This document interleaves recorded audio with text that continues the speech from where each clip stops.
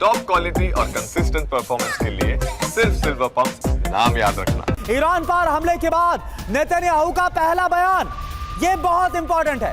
Iran पर जो attack हुआ अमेरिका का, इसके बाद इजराइल के प्रधानमंत्री का ये फर्स्ट स्टेटमेंट। मैं अक्सर कहता हूं, शक्ति से ही शांति आती है, पहले शक्ति आती है और फिर शांति आती है। ये बेंजामिन नेतन्याहू की तरफ से कहा गया। तो मैं शुक्रिया कहना चाहूंगा डोनाल्ड ट्रंप को। ये कहा है बेंजामिन नेतन्याहू ने, और बेंजामिन नेतन्याहू ने यह भी कहा कि पूरी दुनिया में कोई और जो नहीं कर सकता था वो अमेरिका ने कर दिखाया। लेकिन सबसे मेजर इस स्टेटमेंट में सबसे बड़ी बात यह कही कि शक्ति से ही शांति आती है। क्या डीके पांडे सर, ईरान के कॉन्टेक्स्ट में अगर बात करें तो क्या ये हम एक्सपेक्ट कर सकते हैं, क्या ईरान पर भी ये स्टेटमेंट फिट बैठती है कि वहां ताकत दिखा दी, अब शांति आ जाएगी?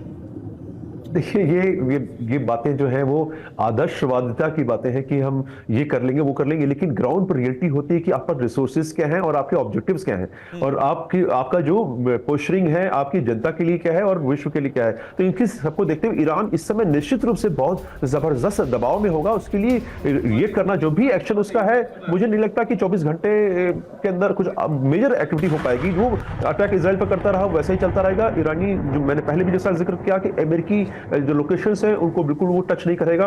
और जो तीसरी बात है कि जो इकोनॉमिकल या फाइनेंशियल रिलेटेड इश्यूज हैं, वो एक्टिविटीज हैं, वो सब थोड़ा सा समय लगेगा, क्योंकि इतना आसान नहीं है कि आपने जो है, जैसे हम इंडस वाटर ट्रीटी को देखते हैं कि पानी बंद करना, इतना वो सब जो है प्रैक्टिकली ग्राउंड पर कुछ और होता है, हमारे पॉलिसी डिसीजन होता है। लेकिन अब सबसे महत्वपूर्ण ये है कि अमेरिका क्या करेगा। अमेरिका निश्चित रूप से वो भी अभी हाई अलर्ट पर होगा, क्योंकि वो पता है कि रिएक्शन कुछ आएगा। लेकिन इजराइल जैसा इमरजेंसी का जबी मनीष ने जिक्र किया कि इमरजेंसी वहां घोषित कर दी गई है, निश्चित रूप से वो भी उम्मीद कर रहे हैं कि प्रत्युत्तर आएगा, हमारे पर ही आएगा। तो ईरान के लिए क्या वो उस हालत में है कि ये सब लॉन्च कर सके, क्योंकि इजराइल ने काफी उनके लॉन्चिंग पैड्स को डिस्ट्रॉय किया, उनके जो है न्यूक्लियर जो लोकेशंस थे उन पर जो वहां पर जो सीमित उसके पास रिसोर्सेज थे उसे किया। और अब B-2 बॉम्बर्स के अटैक के बाद तो लगभग समाप्त से हो गए। जहां छोटे मोटे जो न्यूक्लियर जो फैसिलिटीज हैं वो इतनी नहीं है कि जिसकी वजह से वहां पर जो है शांति को जो है डिस्टर्ब किया इसके। तो मजेदार चीज ये है कि,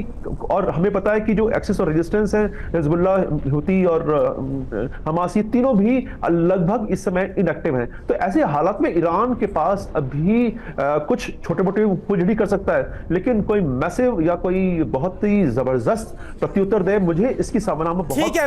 मैं सुधाकर सर, क्योंकि मैंने आपको रोका था, एक बार फिर से मैं आपके पास आ रहा हूं ताकि आप अपना जवाब पूरा करें, लेकिन मैं एक यहां पर सवाल छोड़ना चाहता हूं। आपको क्या एक्सपेक्टेड है सर, क्योंकि 10 दिन पहले जब इजराइल ने फर्स्ट अटैक किया था ईरान पर, तब ईरान ने बोल दिया था कि सर्वनाश होगा अब इजराइल का, हम गाजा बना देंगे, और वैसा ही जवाब दिया। इसके बाद जो ऑपरेशन ट्रू प्रॉमिस 3 को लॉन्च किया, और हम देख रहे हैं कैसा विध्वंस और तबाही मच रही है इजराइल के अंदर। और अब अमेरिका के हमले के बाद ईरान ने बोल दिया है अमेरिकी बेसेस और अमेरिकी नागरिकों पर हमला हो सकता है। क्या यह महज स्टेटमेंट तक सीमित रह जाएगा या फिर इससे आगे बढ़कर ईरान इसको एग्जीक्यूट करने वाला है? शॉर्ट एंड ब्रीफ आंसर, ये ईरान बैठने वाला नहीं है। यह हमला करेगा और मुंह तोड़ जवाब देगा। बस ये आपका शॉर्ट आंसर मैं बता रहा हूं, क्योंकि आपके पास टाइम कम है। अगर आपके पास टाइम और इजाजत है, मैं 2-3 लाइन कुछ कहना चाहता हूं। जी बिल्कुल बिल्कुल, आप बोल सकते हैं सर। हाँ, वो कौन सा टारगेट हिट करेगा ये इनकी जो लीडरशिप है इनके ऊपर मुनासिब करता है, डिपेंड करता है। लेकिन मैं अगर मेरा अपना तजुर्बा उनके जूते में डाल के, अब पाँव में डाल के अगर मैं रिकमेंड करूंगा कि सबसे पहला चीज है आज के दिन में ईरान का एयर डिफेंस बिल्कुल ना के बराबर है। Number 2, command control communication coordination centres पूरा डिस्ट्रॉय हो चुके हैं। सर्विलेंस नेटवर्क कोई है ही नहीं। जो भी थोड़ा बहुत बचा है ये हिडन अंडरग्राउंड एस्टेब्लिशमेंट्स में है। इनको इस्तेमाल करके लोग जो हैं आमतौर पे ईरान की काबिलियत को बहुत अंडर एस्टिमेट कर रहे हैं। 1979 से लेके अभी तक ईरान का जो इन्वेंट्री है, वॉर लाइक स्टोर का इन्वेंट्री अभी तक कोई भी, including James weapon, including SIPRI, exact कोई फिगर नहीं दे पाए कि क्या काबिलियत। उसके पास एक मिसाइल है, हाइपोसोनिक मिसाइल। उसने वो मिसाइल का जो फतेह 1 जो हिट किया है तेल अवीव में, उसका जो 2 है सीरीज, उसका circular error of probability is between 1 to 3 metres. जितना डैमेज किया है, जो अंदरूनी खबर है ईरान की तरफ से मेरे पास जो पहुंच रहा है थ्रू रिलायबल सोर्सेज, कि वो हमास के खिलाफ जो लड़ाई किया था गाजा स्ट्रिप में, इसी की बराबर नहीं, उससे और खतरनाक साबित हो सकता है। तीसरा पॉइंट यहीं पे मैं कहना चाहता हूं, अगर उनको रेकमेंड करना है तो इजराइल के आज के दिन में चंद कमांड कंट्रोल कम्युनिकेशन और कोऑर्डिनेशन सेंटर्स हैं, इसको टारगेट करना बहुत इंपॉर्टेंट है।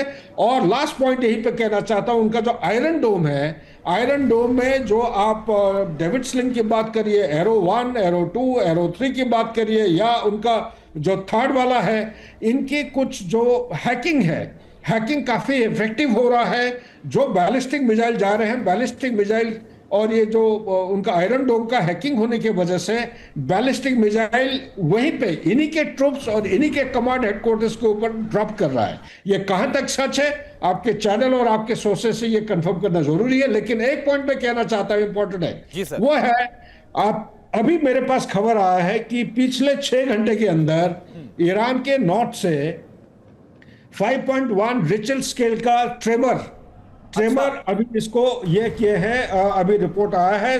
अंदाज किया जा रहा है कि ईरान ने न्यूक्लियर टेस्टिंग कर चुका है पिछले 6 घंटे के अंदर। अगर ये सही है सर, ये बहुत बड़ी बात आप बोल रहे हैं।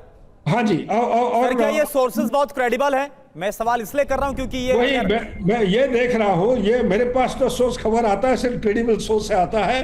और दिनेश साहब सर, कहां पर आपके पास जो सोर्सेज से जानकारी है, सुधाकर सर, कहां पर आप बता रहे किस एग्जैक्ट लोकेशन पर ईरान में ये भूकंप आया, ट्रेमर आया है?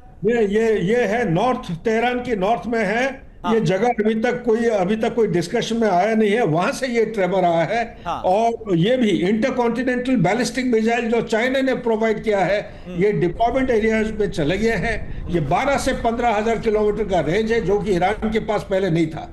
लेकिन जो hypersonic missile also is capable of taking nuclear weapon, ये जो टेस्टिंग हुआ है, टेस्टिंग से ठीक है। सुधाकर सर, मुझे लगता है कि मनीष के पास भी कोई अहम जानकारी है। मनीष, आप बताइए, आप क्या बता रहे हैं? देखिए करुणा, जनरल सुधाकर जो बात कह रहे हैं, पिछले 12-15 घंटे से इस तरह की बातें लगातार कही जा रही है कि ईरान में खास करके फोर्दो में के आसपास भूकंप आया है वगैरह वगैरह। तो इसका मतलब ये तो हुआ कि एक संकेत देने की कोशिश इजराइल की तरफ से भी की जा रही थी कि कहीं ईरान न्यूक्लियर टेस्ट ना कर दे। मैं ये कहना चाहता हूँ कि देखिए, अभी फ़िलहाल न्यूक्लियर टेस्ट एक बहुत बड़ी बात है, और केवल इसलिए कि वहाँ पर भूकंप आने की सूचना ये, क्योंकि ये सारी चीज़ें हो सकता है कि एक सिचुएशन क्रिएट की गई कि ताकि राष्ट्रपति ट्रंप ये फैसला ले